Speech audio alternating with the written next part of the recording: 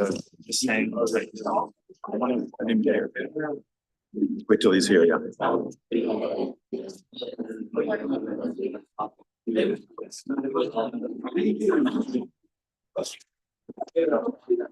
I gotta get it.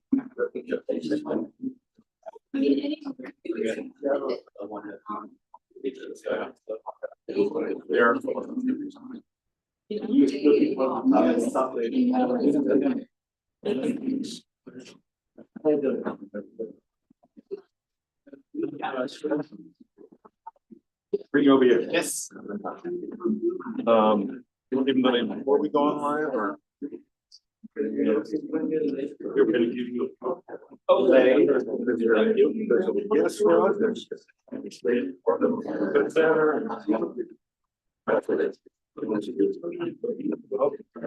just about there.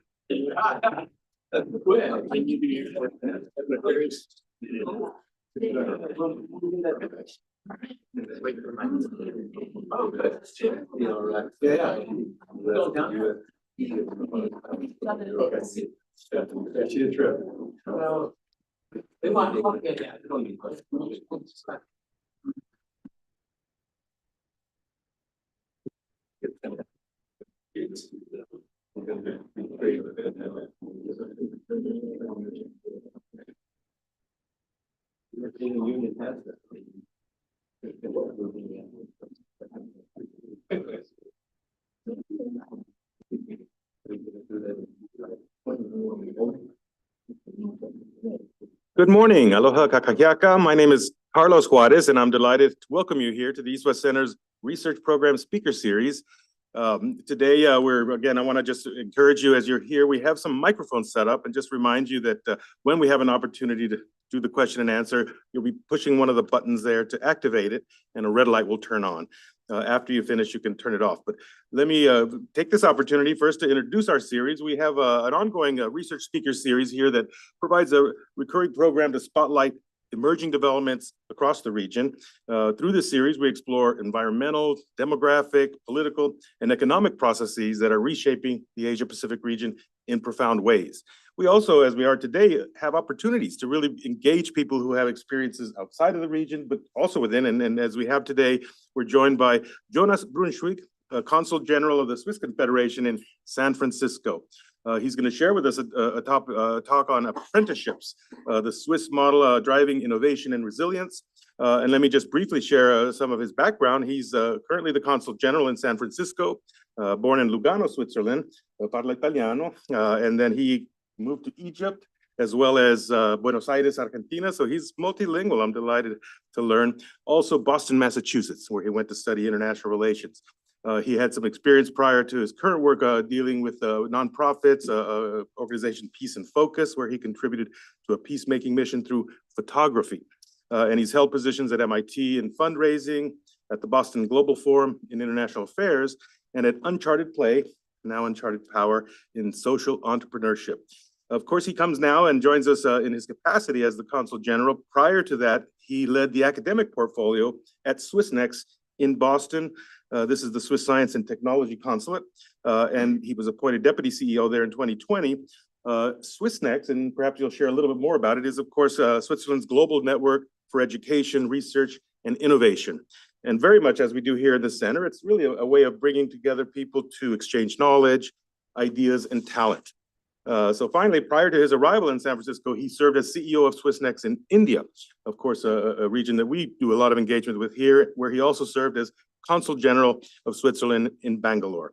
He holds a master's degree in innovation ecology from MIT with a focus on innovation systems in sub-Saharan Africa. So it gives me a great pleasure. And I want to quickly acknowledge we've also joined by Therese Rief Desai, the Honorary Consul of Switzerland here in Honolulu.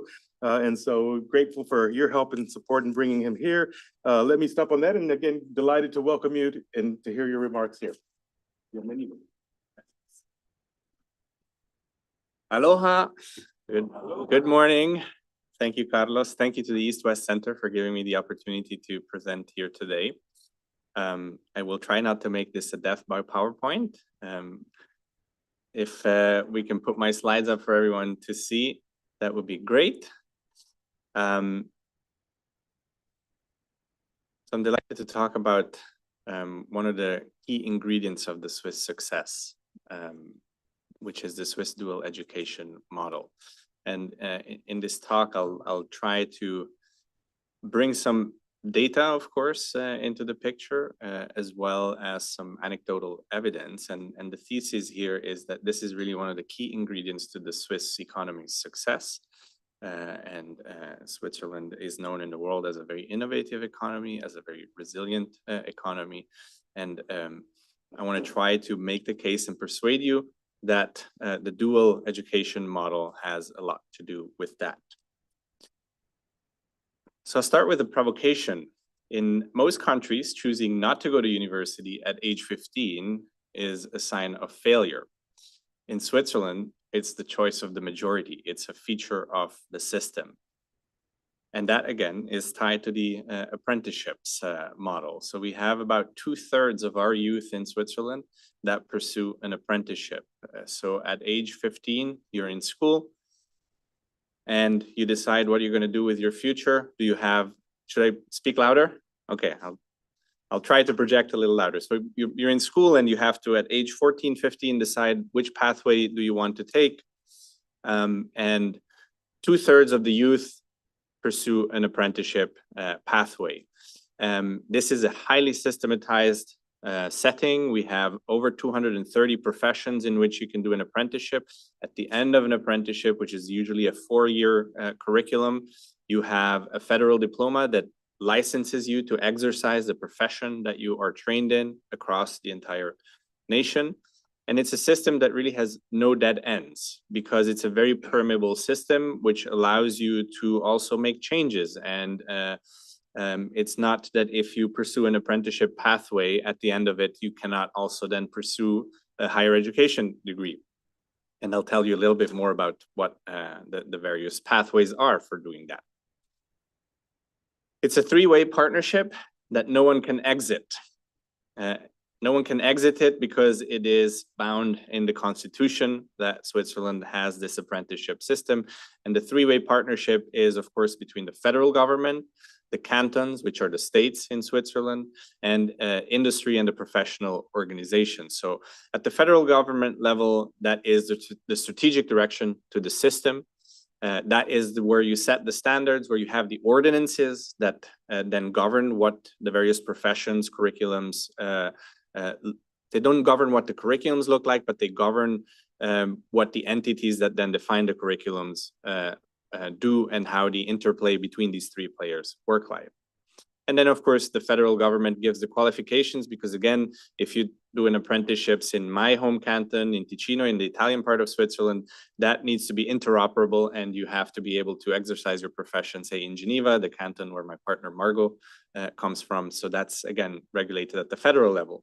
Then at the cantons, you have the implementation, of course, and the supervision. So the cantons are where the schooling is happening. So you have the vocational schools that are often cantonal schools, and you have the guidance counseling that is provided at the cantonal level. And then industry and professional organizations, of course, they offer the apprenticeship positions. They make these opportunities available. They band together in industry associations so that they can, in a bottom-up fashion, work with the cantonal schools to adjust and define the curriculum. So this is a very close feedback loop that allows the curriculum to be very closely aligned with what the needs of industry are. And the needs of industry are not static, they are dynamic. And I would argue that we are right now at a moment where the needs of industry are evolving rather dramatically compared to the pace of previous decades. And so that also brings some challenges that I will address. And then, of course, they provide the examiners where you have the experts, and actually not just the examiners, but also the mentors that follow the apprentices. And then at the center of it all, you have, of course, the learner, the young person, the young individual that is pursuing the apprenticeship. And let me also just open a very quick parenthesis here that while this is what the pathway pursued by 70% of Swiss youth, apprenticeships are also open later on in life. So you have a lifelong learning pathway in this, and you have people who say are mid-career or earlier in their career, they want to pivot and they want to specialize in something else, and they can go and enter the system if they find a position and then pivot. And there it's really on the learner to make a compelling case to the enterprise that they should take you as an apprentice. I've only borrowed 2 slides from our standard deck describing the Swiss apprenticeship model. I already apologize for them. This is the first one of them.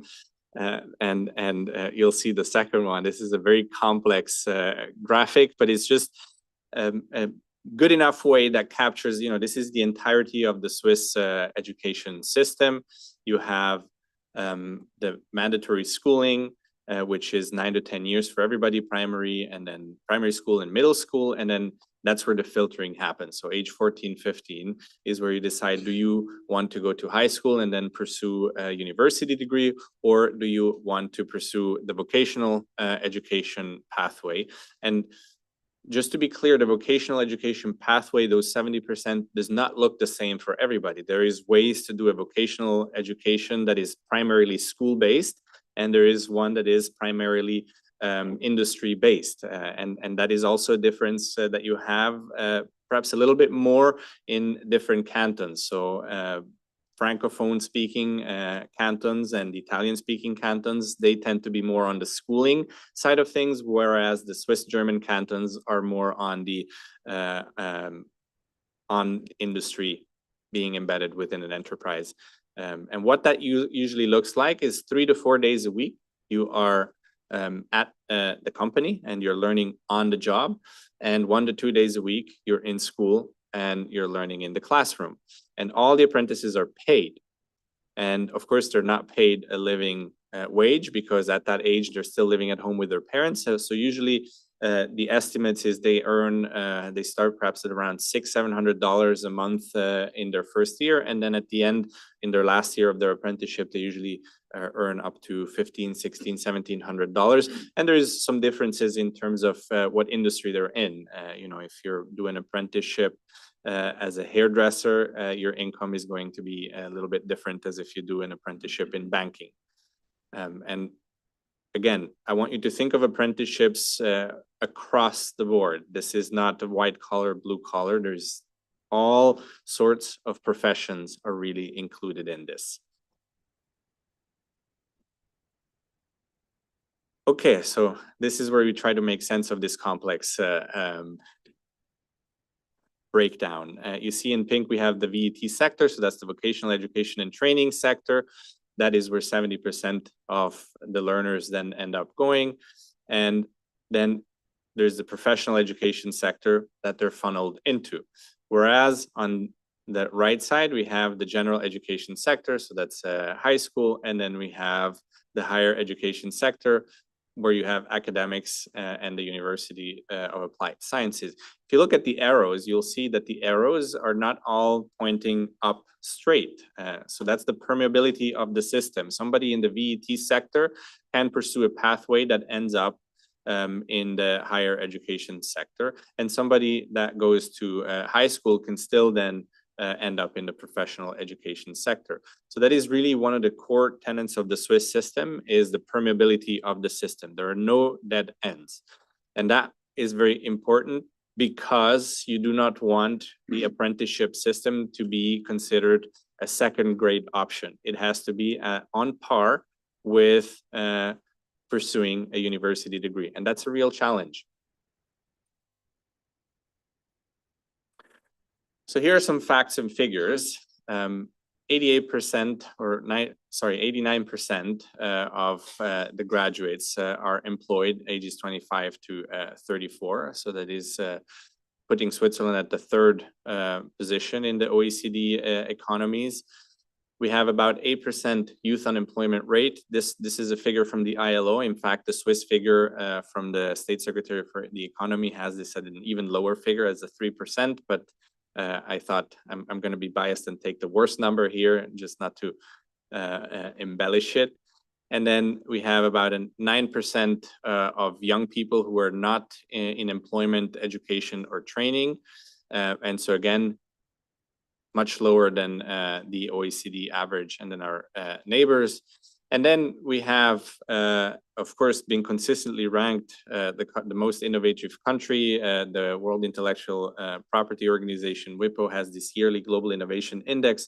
And since 2011, Switzerland has been topping that. And so again, I'll try to make the more concrete examples of what that looks like. And in fact, there's a quote that is a little bit too small for me to read right now, but it's a quote from Lino Guzzella, who is the former president of ETH, one of the top 10 research universities on earth, who several years ago, when he was still president of ETH, made this quote in which he said that, in fact, one of the real special things about Switzerland is if you're a PhD working in a laboratory, some of the technicians that you have working in the lab, they will come from the vocational education training pathway. And that means that the skill level and the competence that they have is, in his view, unmatched anywhere else on earth. So that means that the ability of everybody within the laboratory, the bar is very high. And so when it comes about creating new pathways for products or for research, having this highly trained, highly qualified workforce is the necessary ingredient to feed this innovation outcome. And so it's not really that the apprenticeship pathways leads to innovation, but it creates the environment that is conducive for innovative ideas to surface and then be implemented. And you can see a little bit the youth unemployment rate, again, in comparison to the OECD average and some of the other European countries. Now, there's an unexpected equity story in here because university access strongly depends on parental income, and only about 10% of children from the bottom half earners attend university. And so, you know, you read this statistic and you think, well, wait a minute, how does this work? How can this be conducive to the system that I've just been describing? Well, because the system is so robust that it leads to intergenerational income mobility. So even somebody who pursues an apprenticeship pathway can have income levels that rises the average income of their family, so they can be better off from where they started if they come from the bottom bracket. And that is why the vocational education and training sector really brings the answer. So it's the pathway that it creates for the learners and all of the opportunities that they have within it that make a real difference here. No additional cost to the families, quote unquote. Well, you know, these are young kids that would still be living at home, whether they pursue an apprenticeship or whether they go to high school, and they are still the responsibility of the parents. And so there are no tuition costs associated, but there's of course costs to the family, but they're the same costs that the family would incur if their children were pursuing another pathway. Then you'll see that even in the top income brackets, there's a lot of people who, even when they come from a high earning family, pursue the apprenticeship pathway. And this is really, again, one of the key aspects. You do not want parents who have their kids, parents who attended university, to then put the pressure on the kids, well, you'll only be successful if you attend university. You really want to have the freedom of choosing your pathway, whether you pursue an apprenticeship, whether you pursue a university degree. And that is still the case, but it's always a tension. It's, you cannot take that for granted. You need to feed and nurture the narrative that both paths are worth pursuing. And it's not just the narrative. You need to maintain the outcomes, need to prove that both pathways are worth taking. And so that is an inherent tension within the system that needs to be maintained. The wage premium, I think at age 30, somebody with a university degree will earn about 18% more than somebody with a vocational background. This is not a massive gap. I don't know what the figure is in the United States, but if we were to look at this in the United States, we would see a much bigger gap in this. And again, this is proof that the system is robust and that this 18% difference at age 30 makes both pathways worthwhile.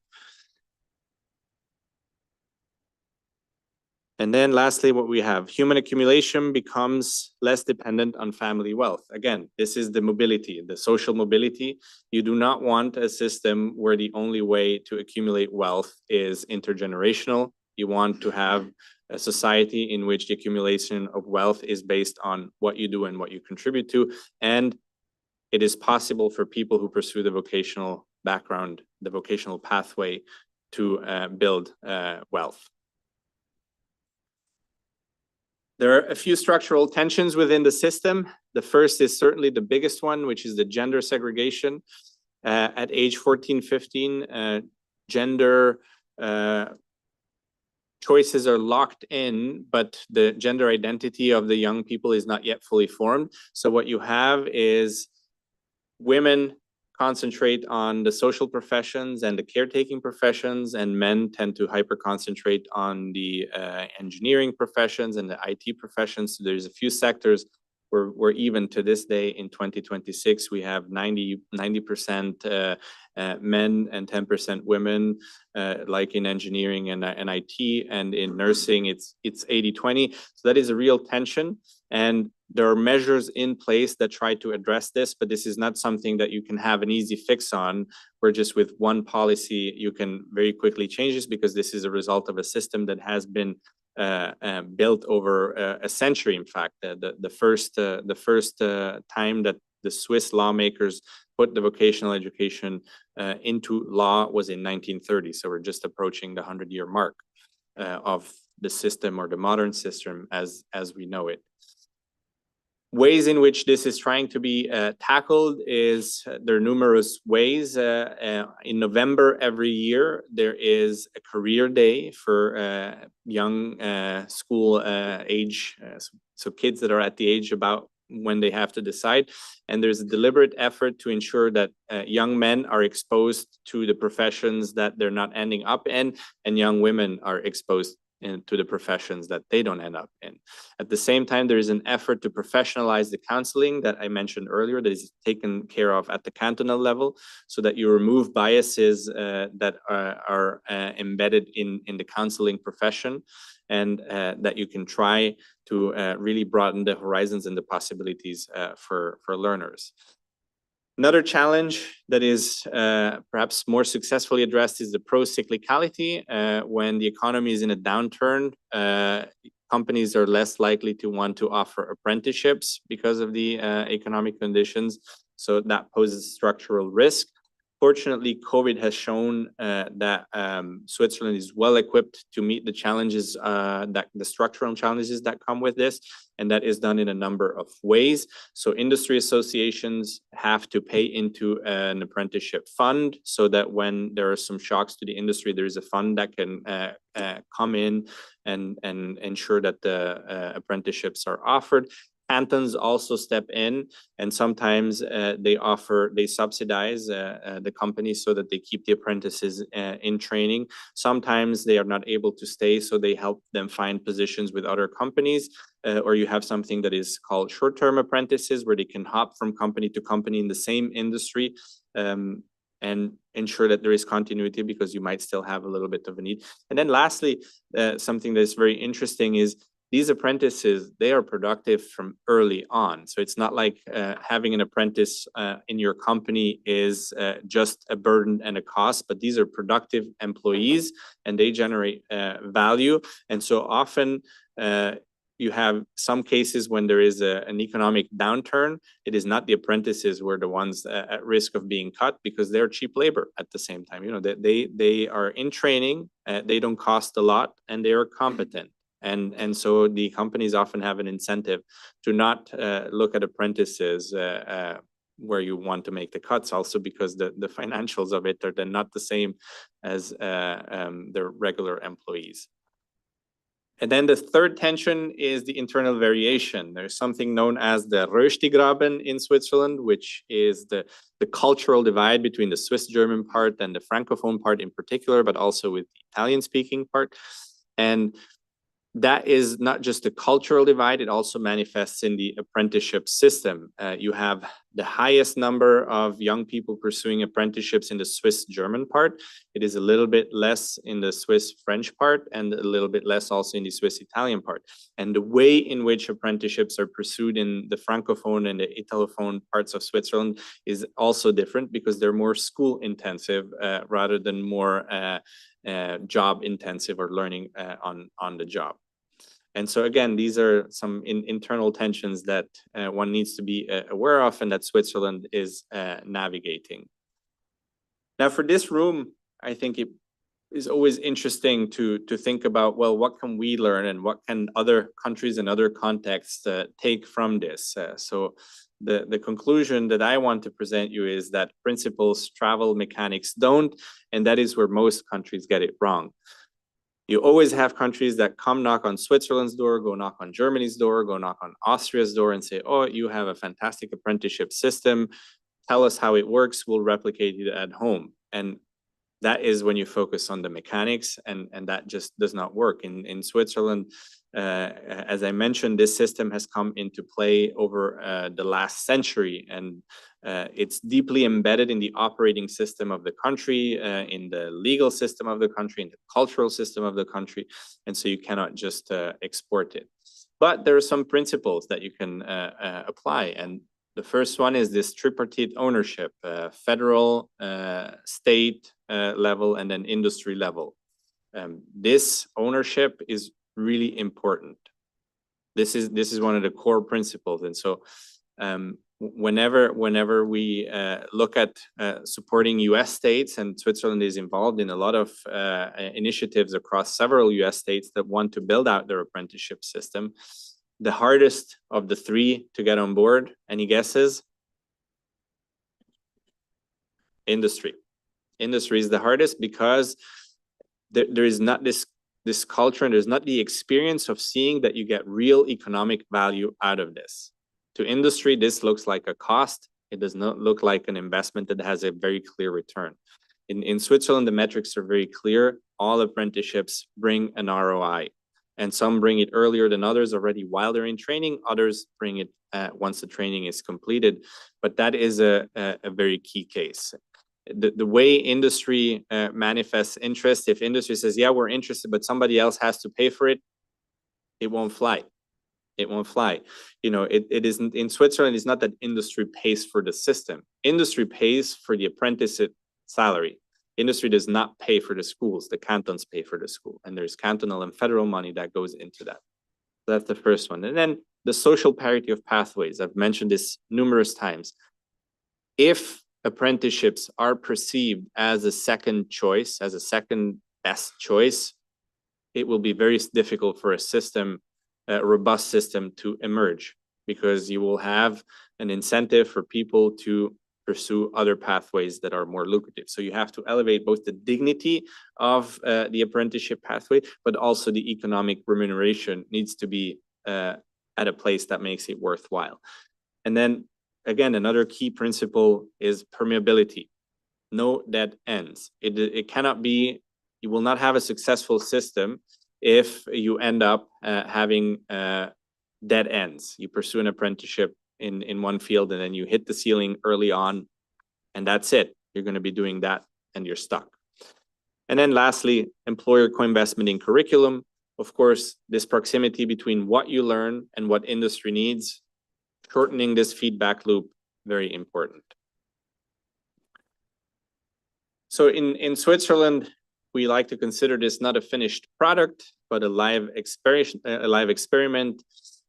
Over the past 2 decades, one of the challenges has been that is a challenge that has many countries have faced, the over-reliance on school. The school part has become bigger in the apprenticeship system, and the on-the-job part has shrunk. That is a trend that we have observed over the past 20 years, and finding ways to mitigate that is a challenge, because again, Switzerland does not exist in a vacuum. There's the world around us, and there's a certain inertia that we are also exposed to. And, you know, just like in the United States, really the gold standard is the university degree. that has implications on Switzerland too. And here we see this at play. Then the apprenticeship system, which evolved over the past century, comes from a world, or is meeting the needs of a world that is moving slowly. And we are now in a world that is moving and transforming rapidly. That means that the system is currently not very well equipped to deal with rapid changes. So if artificial intelligence, for example, were to have a significant impact on the workforce, and I think we're just now at the beginning of seeing, is this going to be the case? Is the system ready to deal with that? And is it ready to deal with that at a pace at which this change is coming? Clear answer is no. And then the last one is the cultural maintenance. Again, ensuring that in the perception and in the reality of the lived experience of the apprentices, this pathway continues to deliver a good life, a good quality of life, and the ability to accumulate wealth is important. And you have to tend to that on a daily basis, if you will, because if the predominant narrative becomes no, you have to also pursue an academic degree in order to be successful, then we're not on a good pathway to maintain the system. Let me conclude also with a couple of concrete examples of people who have pursued apprenticeships, a couple of them that I know and that are near and dear to me, but perhaps the most famous one is the CEO of UBS, the largest Swiss bank, Sergio Ermotti. He did an apprenticeship in banking in Lugano at the Corner Bank, starting at age 17, and was able to rise through the ranks, and of course had a brilliant career, 16 years at Merrill Lynch, I believe, and two-time CEO of UBS. The second time he was called back after the Credit Suisse collapse and fiasco to manage that situation. I have a very close friend who is the CEO of Swissnex in Brazil, so the organization that I used to lead in India. And when he was a young guy at age 14, all he cared about was skateboarding and not academics. And so that meant that his grades were not good enough for him to go to high school, even though he's the son of an ETH professor. And he ended up doing an apprenticeship in graphic design. And after that, age 18, skateboarding was not as important anymore. And he decided, now I want to do an academic pathway. And so he was able to do the passerelle year, which is the bridge year in which you compress high school into one very intense year. And then that opened up the doors for him to go to ETH and pursue an academic degree and now serve as a science diplomat. And then the last example I'll cite is very close to home. It's my brother. He did a commercial apprenticeship in Ticino, so the Italian-speaking part. So for him, that meant not really having a job and working on the job, but it meant pursuing a 4-year school that had a focus on commerce. And after that, he got his first job in publicity, selling advertising spaces for TV and radio. And then he ended up working at the film festival in Locarno, and he's now the CEO of the largest film festival in Switzerland and one of the leading cultural managers in Switzerland. And so it is possible to have a really top-level career also for people who pursue the apprenticeship pathway. That is not the norm. That is the exception. The system is not really designed for that. But again, the pathways to get to the top are wider and more than in a society where without the academic degree, without the bachelor's, the master's, or in some cases even the PhD, you are stuck. So that's all I have for you. Now I'm happy to engage in a Q&A discussion. And I see.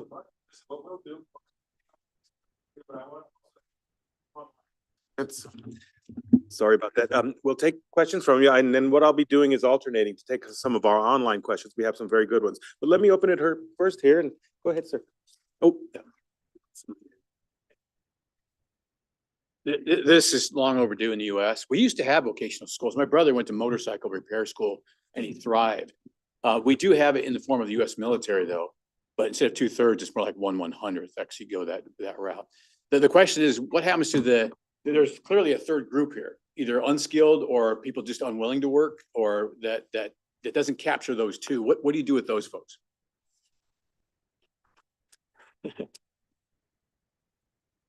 The honest answer is I don't know, but I don't know that that group is that large in Switzerland. And you end up in a low paying job. It is not like the only way to enter the labor force is by having an apprenticeship. You know, if you end up becoming a cashier at a grocery store, you can end up there pursuing an apprenticeship, and there is a ladder, and you're going to do that, but that's not where the ceiling is. And if you're not in the system, and if you're not pursuing that, because after mandatory schooling, there's nobody to force you to do anything. These are opportunities, and of course, the operating system in Switzerland is such that the majority of people will end up in there. But because you have such a breadth of offering, 230 plus professions, you tend to have the ones that are more rigorous and demanding, and you tend to have other ones that are perhaps a little more accommodating. And so one of the strengths of the system is that it is able to meet the learners where they're at. And that, if you have a system that can also meet the learners where they're at when they fall into that third category, or as best as it can, it's not perfect. But in my experience, that is not that big of a challenge in Switzerland.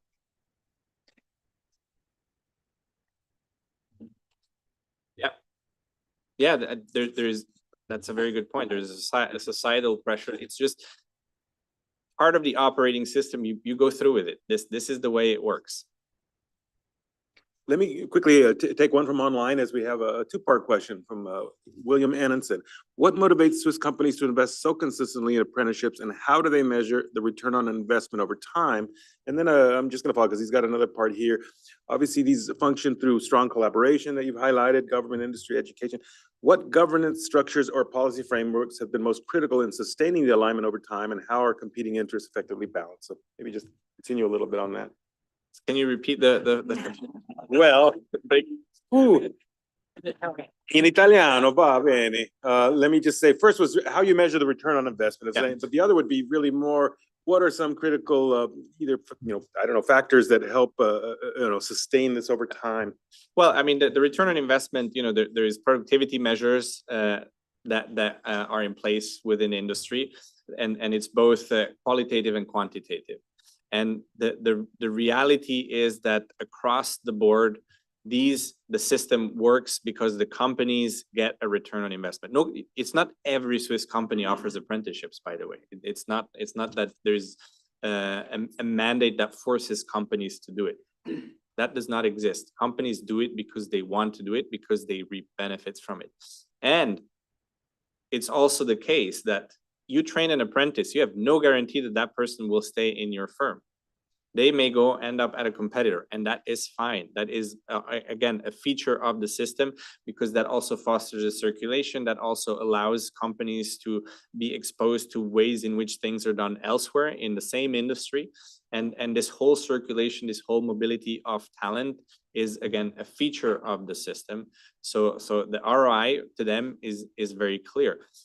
Just in January, we had the Photonics West conference in San Francisco, and there were about 20 Swiss photonics companies.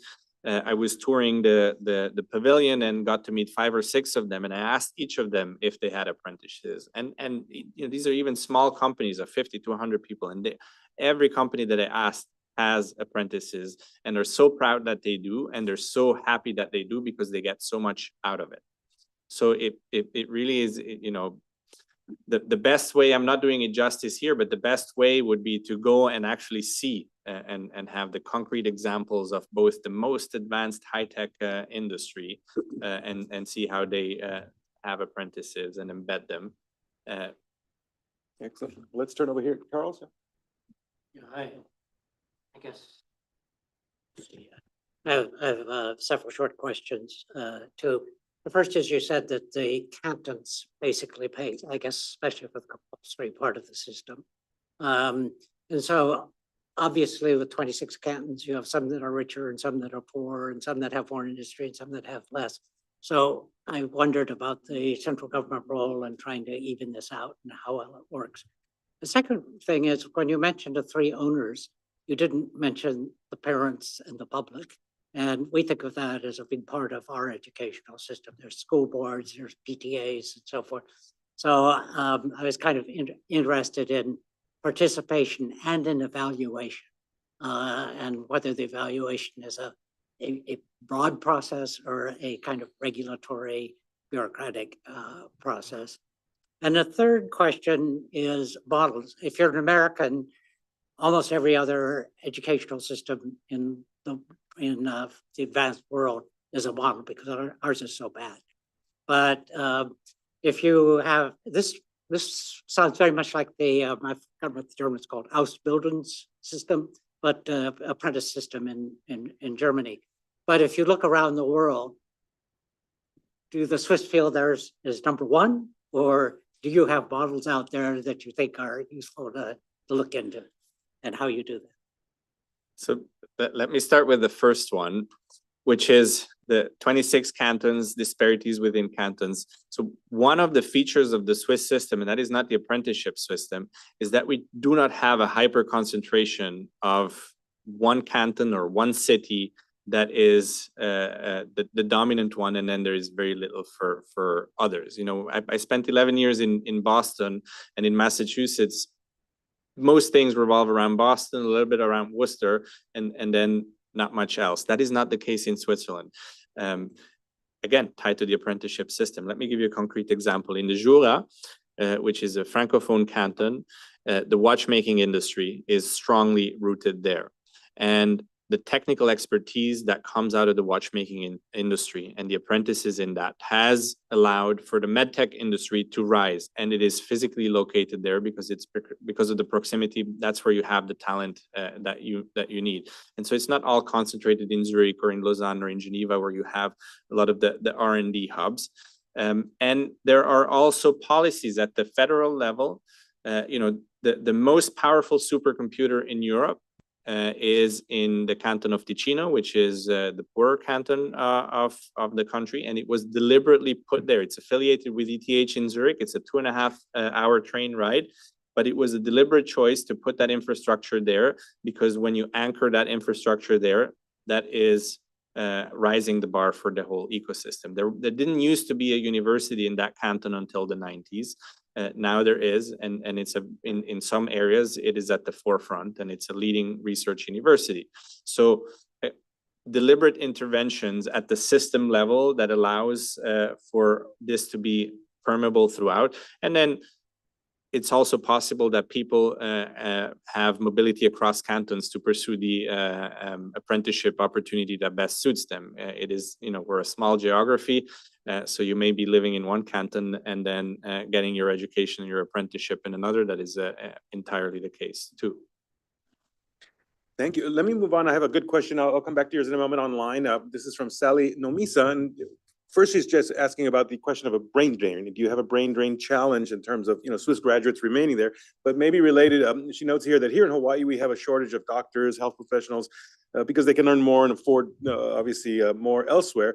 And wondering how competitive Swiss salaries are and the cost of living compared to neighboring countries. Anything you can shed on that? Yeah, well, this is a very important question. So brain drain. You've mentioned that I worked at Swissnex before, and you asked me to speak a little bit about Swissnex. So I'll tie that to brain drain. Swissnex was founded in the year 2000 in Boston. Switzerland was the first country on earth to open a diplomatic representation focusing on science and technology. The reason this was done was the brain drain, but it was not the brain drain of apprentices. It was the brain drain of PhDs.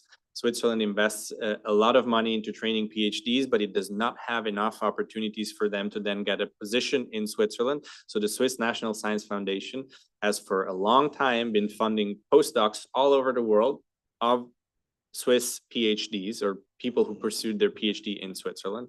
And that was considered as an element driving the brain drain. And so Swissnex was founded to try to counter that, and not necessarily to attract them back, but to retain the bridge and to make sure that they're still connected to the Swiss academic landscape, so that you have the bridge back. You do not have a brain drain at the apprenticeship level. In fact, Switzerland will be voting later on this year to cap the population at 10 million. Because we're currently at 9 million, And there are certain parts of the country that feel like, we're a small geography. There's only so many people that can live on this little patch of land. And we want to cap the population at 10 million. So there's a popular initiative that has now forced a vote that will happen later on this year. This will be a very consequential vote because our functioning within our neighborhood and ecosystem with the European Union around us and our bilateral agreements with the European Union depend on the free movement of people of the Schengen area. And we've already gotten ourselves in trouble once before by limiting the mobility of people in the Schengen area. This is going to be another moment of that. So the reason for that is Switzerland is very attractive for people from neighboring countries and from the Schengen area because it has the highest salaries among them. It has among the highest quality of living. It has a system that is very robust, that is very resilient, that works well, and that is attractive. Mhm. Excellent. Let's turn over here, please. Go ahead. Thank you, Consul General Brunswick from San Francisco and from Switzerland. My name is Russell Homer with APEC Hawaii. I know that United States has a similar kind of concept of educational system from grade school to intermediate to high school. We have to take our SAT, statistical aptitude test, by our junior, senior year. And hopefully that's going to weave out what the students' direction, if they want to go to college, if they have a high score, if they're able to get a scholarship or not. If you're an athlete, you can get an athlete scholarship as well. And if not, you can go to junior college if your grades are not too good. Or if you go to the vocational school, they have training schools as well. So they give you a choice in that matter. I know that Switzerland going through your presentation has a similar kind of fashion there. But my question is, I know what you mentioned with regional, you have with Italian Swiss, German Swiss, and the French Swiss. Those are the G7 countries. So they're more industrialized. You can get the brain of the brightest from those countries to come there and do their education. But like in the earlier question, the gentleman mentioned about the brain drain. Do you see the value of those educated people in Switzerland? They going back to their country, or do you see more coming in with because the European Union is going through restructure right now with they're trying to make European Union strong now in based of unifying their 27 country plus Brexit. So I just want to say, I know Switzerland according to your chart, you guys are the #1 educators there in the European Union. So I just want to see what transition is going to be made on that. How can I best answer this? So I don't know the statistics and the facts and figures with precision. I know Switzerland is a very attractive destination for people from neighboring countries and Europe and largely the rest of the world to pursue advanced academic degrees. It's more like the opportunities. Does it have enough opportunities for everybody who is educated in Switzerland to find a position for them? No. So that is actually one of the advantages of Switzerland, because the competitiveness is so tough that it keeps the best. And if you look at the global competitiveness index or the best talent ecosystem, it tops all of those rankings because it has this really unique position of having very strong research university, having high attractiveness. And so it is not a challenge for Switzerland. And the fact that we're voting on capping the population at 10 million, at the moment where demographics in Western societies tend to be shrinking. Of course, we want to cap it because the growth is coming from migration. It's not coming from the birth rate in Switzerland. But there's not many other neighboring countries that are even remotely thinking about capping their population. The equation or the balancing there is more one of national identity and the composition of the population and what a country is comfortable with. Just maybe more a comment than a question. I think you did this very well, but I think a big difference as far as education is concerned, like in the US, especially universities, they're essentially a business. In Switzerland, tuition is essentially free, but you also have to qualify to get to the nth degree. I don't know, you might know the numbers, but engineering schools, for example, of 100 who enter, probably 15 graduate. Yeah. So it's a huge difference. Very important point. I personally went through the apprenticeship program. Of course, earning 500 francs when I see a worker earning 5-6 times as much, I felt the company had a great return on investment. But I think what's important also is, say, it's a 3-year program. I think a car mechanic is 4-year program even. You say, what are they learning? They're learning more than just fixing a car. They learn about the economic system. They learn the materials, where the parts are coming from, and so forth. So it's very intense. But after 3 years, I mean, the companies then also know, do I want to hire these people or not? So they have, it's a good training program. We all know hiring employees is very difficult, and the cost of making a hiring mistake is very high. So I think the return of investment is clearly there for both the apprentice and the company, actually. Yeah, that's a very important comment. The cost of the system, even at higher education in Switzerland, anybody with a high school diploma in Switzerland can choose which university they want to attend, and that university has to give them a spot. Only for medicine, there is an admission exam because the number is closed. So if I want to go to ETH, which is one of the world's top 10 research universities with a Swiss high school diploma, I don't have to write an essay and say I want to go there and convince an admissions committee. I just say I want to go there, and that's where I go. And the way the filtering happens is the threshold of the first year of a Swiss university is so high that about half of them do not advance to the second year, and then they either decide to repeat, or they change course of study, or they change career trajectory entirely. In fact, I'm a dropout of the University of Zurich. I did not survive the first year of the economics curriculum, and I had to emigrate to Argentina. I didn't have to, I chose to. I wanted to leave.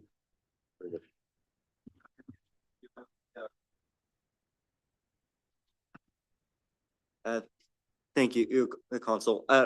I'm a student at this university for civil engineering. So when you mentioned that there's sort of a technical aspect to that, if we were trying to import that model over to here, I would assume there'd be some complaints of, well, the standards are different, because engineering in the United States generally is sort of a semi-guild system where you need an accreditation from an exam.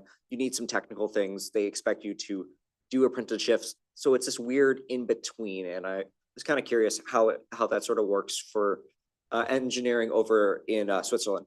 Well, you have that too. In fact, the apprenticeship system of Switzerland dates back to the Middle Ages and to the guilds. So that, it has 800 plus years of legacy. And if you pursue an apprenticeship in a field that is an engineering field, then again, the federal level will set the standard. This is the qualifications that you have to demonstrate after 4 years of apprenticeship. And then there is an examination board, and the whole 4 years curriculum is meant to prepare you in a holistic way so that you meet that threshold, so that you have that accreditation, so that you're licensed to exercise that profession across the entire country. And so I think that aspect would find resonance in the US too. Residents of the European Union, residents that can apply to Switzerland University, or we have provinces where residents of Switzerland have the first choice to be accepted in the university. Well, from there. Well, apprenticeships and universities it's different. Those who apply to the universities do not come necessarily from the apprenticeship background. If somebody with a federal baccalaureate in an apprenticeship trade wants to get a bachelor's or a master's degree, they can go to a University of Applied Sciences and Arts, there is 8 of them across Switzerland that are specifically designed, again, to cater to the apprentices that want to pursue advanced degrees. Again, they're not precluded from going the traditional research university route, but they have to meet some other standards in order to pursue that pathway. And so in terms of choosing, there's no 14-year-old from a neighboring country that will apply to an apprenticeship in Switzerland. the system does not work like that. This is for residents of Switzerland. Now, we're going to have to stop there. I do apologize. We've come to the end of our time available. I'm really just grateful for the opportunity to hear these remarks. We have a lot of interest and, reflected in the questions. Thank you for this. Thank you for attending, all of you. I want to also acknowledge we all, these things don't happen in a void. We have support staff joining us today, Jamin and Justina, who work behind the scenes to bring us these events, and grateful for their support. Let me just add as well that this presentation will be on a YouTube recording, and it'll be posted on the YouTube channel on our own website, so you can share it and be sure to, for those who couldn't join us. Let me also add finally that we do have, as this ongoing series, I just want to make you aware, our next speaker will be March 26th. We'll be joined by Dr. Giulio Pugliese, an Italian who comes from, he's a political scientist at King's College London and also director of the EU Asia project at the European University Institute in Firenze. He's also, more important, he's an incoming professor of Japanese politics here at UH Manoa. Will be joining us by the end of the year, and he'll be giving a talk. I don't have the title, but he focuses on Japan's China policy. So we'll give those details. That'll be our next speaker series. Stay tuned for those details, checking our webpage. Let me again thank you for this opportunity. Grateful for this, and thank you all for joining us. Thank you.